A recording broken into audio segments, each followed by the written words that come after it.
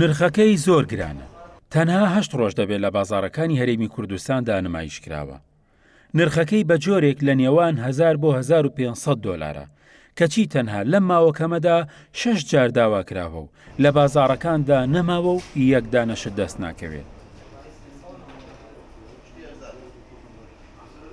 آیفۆن 12 وەچەینەوەکانی دیکەی ئایفۆنە.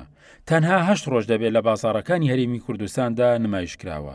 نرخەکەیشی زۆر بەرزە لە نێوان 1000 بۆ 1500 دۆلارە کەچی نەماوە و یەک دانەشت لە بازاڕەکاندا دەست ناکەوێت. لە ساڵ پارەکە بینینەوە بنمونە کە ئایفۆنی 11مان هێنا ئەمساش بەمە شێوەز ئایفۆنی 12مان هێناوە. لە ئایفۆنی 12 دەکە ئێستا ئەمساڵ لە تەنها چەند ڕۆژێکەکە بێت ئەرزمان کردووە لە ئێستادا هیچ تاکێک لە مۆبایل لە ڕەفەکانی ئەمەدا نەماوەتەوە.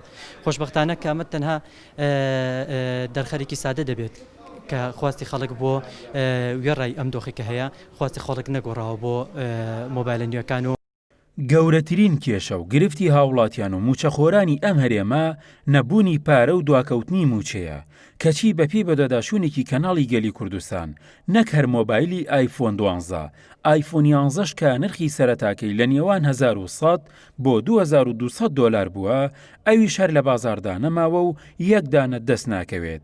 ئەمیش دەگەڕێتەوە بۆ زۆری ئەو خواستەی کە ئێستا هاوڵاتیان لەسەر مۆبایلە زیرەکەکان و بەتایبەت نەوەکانی ئایفۆن هەیەە. لە ڕێکوتی 24 دەوە ئایفۆن 12مان ئەرز کرد و تا ئێستا 6 جار داوامان کردووە 6 جار تەڵەبمان کردووە بارمان بواتەوە و ئێستاش خەڵکی خواستێکی زۆری لەسرە و لە ئێستا دەنا ئایفۆن 12 و ئایفۆن 11 لە بازاڕەکان دانەماون.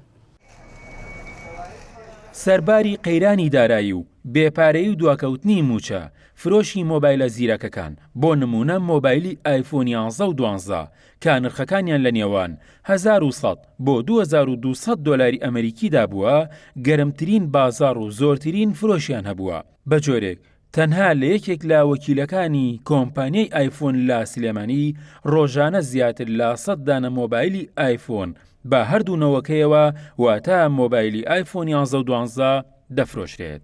گۆران سەید نووری، گەلی کوردستان، سلێمانی.